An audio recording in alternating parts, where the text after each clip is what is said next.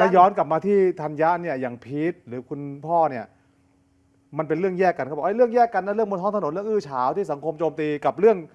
ท่านไฟดับเราไปทันทีน้ำท่วมเราถึงทันทีมันต้องแยกกันอย่างนี้เหรอคือคือมันไม่ใช่อย่างนั้นก็คือว่าคือการแยกกันคือในเรื่องเกี่ยวกับบทบาทหน้าที่เกี่ยวกับเรื่องการเฉพาะการเลือกตั้งเลือกอำนาจหน้าที่ต่างๆแต่มันจะมีจุดในการประสานงานก็คือว่าท้องถิ่นทั้งท้องถิ่นทั้งหมดนี่นะเขาจะมีการเขาเรียกว่าประสานแผนงานทั้งหมดนะของท้องถิ่นแล้วจะไปรวมกันอยู่ที่จังหวัดดังนั้นการเมืองใหญ่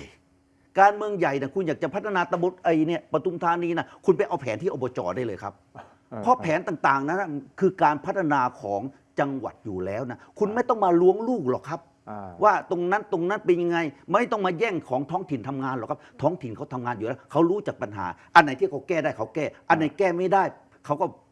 ประสานแผนแล้วก็ไปที่อบจนะอบจเขาจะเลือกโครงการต่างๆอันไหนที่ทำได้เขามาช่วยทำอันไหนที่ทำไม่ได้เขาประสานงานไปทางรัฐบาลเพื่อแก้ไขปัญหาต่อไปไม่ต้องมายุ่ง